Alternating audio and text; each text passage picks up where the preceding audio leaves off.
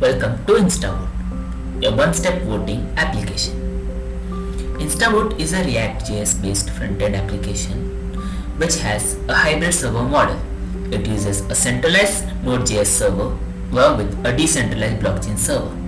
InstaVote is made with cutting-edge tech stack which has a very high-featured security blockchain network and which uses a very well-defined architecture to maintain its security and data integrity. Let's take a brief look at the overlaying architecture. First of all, we have the main deployer node, the one who deploys the blockchain application.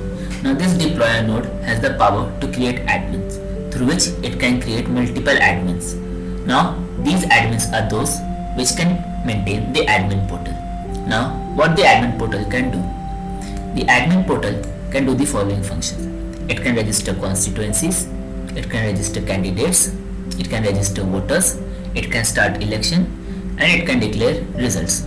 Now let's take a look at how the flow works. Now unless the deployer makes admins, no one can do any work in the admin portal. So this prevents any misuse of the admin portal.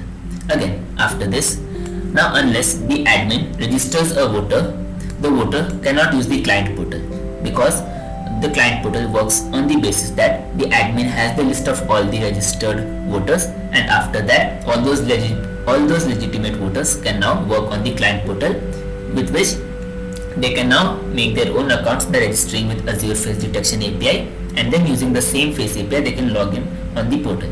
Now on the client portal they can vote using the secure blockchain voting APIs, and you can see the candidates list, and also they can see the results after they have been displayed. Let's have a look at the admin portal. But before we do this, we first need to register the admins. So now let's go to the page where we register the admins. This is the admin registration page. So now let's register an admin. How this page works is you need to enter your admin ID. Let's make an admin ID, and next you need to give your email.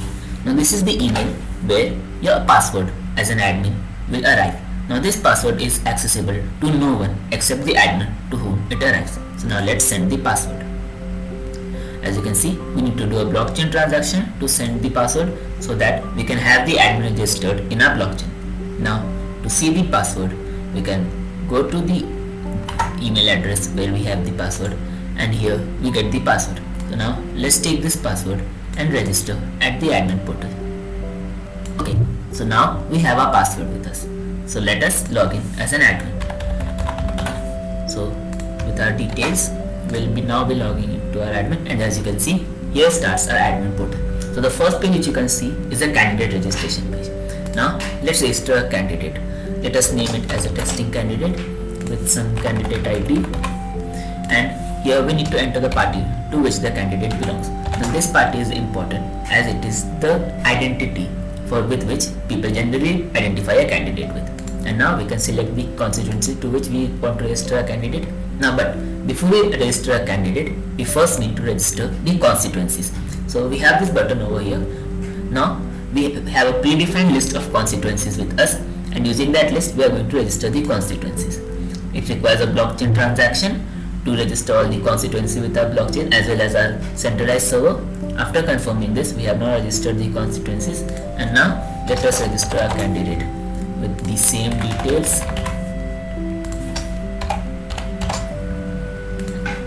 And here we go. Now we have registered our candidate. As you can see, the registration is successful. So now we have a registered candidate. Okay, so we have already now registered a bunch of candidates, and now we can go on to the voters. The next tab, as you can see, is a voter addition. Now this page is very important because unless a voter gets registered in this page, he cannot access the client portal. So now let's register a voter by the name test again and say with the voter ID this. So now this table also acts as a confirmation page where an admin can check whether the details entered by your voter is correct or not. So now we will be registering the voter with the same constituency as before as the registered candidates, and now let's register the voter. As you can see, we get another blockchain confirmation to put the voter in a blockchain database as well as the centralized server. and now our voter is registered. So now let's head on to the client portal. Now let us register on the client portal. As you can see, we have a name. Now let's assume that we have some wrong name entered in our government database and we want to change it for a voter ID. So now we can change it over here. So initially, as you can remember, our name was test. So now we'll be changing it to something else. Let's start with our voter registration. So we will now be changing our name from test to IM. So now we'll be entering our voter ID, which is the thing which is unique. Now we will specify our gender and we'll enter our mobile number. And now let's take the photo. This photo is a unique ID through which we will be able to log in. So now we have taken our ID and now let's register. As you can see, we have our registration completed. And now we will be heading back to home. So now let's log in to a new client. So as you can see, this face ID is a unique ID. We don't need any password over here because our face acts as our password. This is something which is very unique to our application and which you cannot find anywhere online. Again, as you have seen previously, in our registration feature, we have added the feature where we can change our name so that no mismatch occurs or no discrepancy is there between our real name and something which is there in our government database. So now let's register to the client portal. And as you can see, this page is now verifying that whether our client is registered or not. As you can see, now we have logged in. You can see our details. We have our name, voter ID, the constituency ID, and this is our profile page. Now let's understand the concept as how this portal works and how the admin portal works as well. You see, all these transactions which we are doing occur through the blockchain. Now some of these transactions which require a change in the blockchain ask us for a MetaMask transaction, and those are something through which we change our blockchain, such as registering constituencies or registering a voter or registering a candidate. But even logging a voter is something which happens through the blockchain. We fetch the details of the voter from the blockchain and then we cross-reference it from the centralized server. So this, we add a double layer of security in our application, which is very tough to break. And as you can see, our application already has become a lot more secure than any others which are present out there. So we have a very high security standards which we often need to uphold. Now let's go to the vote page. Now if we go to the voting page, you see that the voting has not yet started because the admins have not started the voting yet. So now let us start the vote from the admin panel. So now here we are back in our admin panel, and now let's go to the constituency tab. Here as you can see, we have a list of constituencies, their names and their IDs. And now let's search for a constituency first. So we'll be searching for Roorkee. So as you can see, after searching for Roorkee, it appears here, and now we'll start the election for Roorkee. So as you can see, we have a start time, and now let's enter a duration. So we'll be keeping this for a couple of minutes. So we don't need any day, we don't need any hour, we need 2 minutes, and let's do 0 second. So now we have our election started, and here it goes. MetaMask asks for confirmation, and now after confirming this, our election has started. And as you can see, now we don't have any more Roorkee in this table. So now let's go and get our election. And as you can see, our previous screen from where we registered our election and from where the election wasn't present. Now since we have activated the election, we can now see our voting ballot. So now let's give our vote to any one of these candidates. So we'll be giving our vote to say test 2. And as you can see, we have the party symbols, we have the voting button, and now let's vote. The MetaMask asks for confirmation because we are changing the blockchain where we transact the vote from our voter to the candidate. For this we are using ERC721 token standards for our transaction, which again provides another layer of security for us. And now we have voted. As you can see, we have the date and time when we have voted, to whom we have voted, and we have the candidate ID to whom we give our vote. So now since we have voted, let's head back to the results section. Now as you can see, the results have not been declared, but we can yet see the candidates which were there in our voting system. So now since we have voted, now let's go to the admin panel to declare our results. So now here we are in the results section of our admin panel, and as you can see, we have a detailed instruction as to how to declare results. And now let us declare the results. Now since as our time of election is also expired. Now once we have to declare results, MetaMask again asks for confirmation, because again this is a secure blockchain transaction which no one else has the right, which only the admin has and no one else.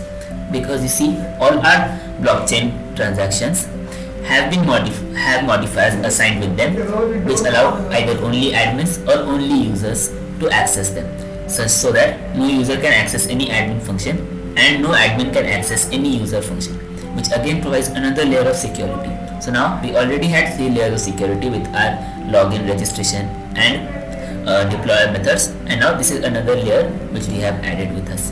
And now as you can see, the results have been released. So now let's go back to our client portal and let's go to results section. And as you can see, we have our results. We have one voter, since we were the only ones who voted, the total votes cast, the number of candidates, and you can see the winner was test 2 to whom we have voted, who was from INC, and there was the vote 100%. And here is our results page. As you can see, this voting application is a full-fledged voting application. We have added a client portal as well as an admin portal. They have their own sign in and sign out functions, and they have their own results page, profile page, vote page, candidates page, their own candidate registration, own constituency registration, own vote registration, own election starting pages, and own result declaration pages. Now this all-in-one app is something which is not present in the market, and again, as we have already told you about our application architecture, how this works, I'll again be explaining it in much detail, since it will now be much better to understand. So now let us see it once again. So now let's again look at our architecture. We have the deployer. The deployer adds admins. As you have seen, the admin gets their password through the emails. Now the admin IDs are now registered in the blockchain. Now these admins can access the functions of the admin portal. Now they go to the admin portal, they register the constituencies, they register the candidates, they register the voters. Now all these 3 use blockchain transactions to securely register all the 3 types of entities. Now they have the option to start elections and they have the option to declare results. But before they do this, again we have the client portal. Now once they register voter at this step, now the voters can access the client portal. Now only those voters who have been registered by the admin can access the client portal. This is to ensure that no other illegitimate voter can use the client portal. Now as you can see, this client portal can now, in this client portal, the voter can now register using the Azure Face Detection API. Using the same face, he can log in.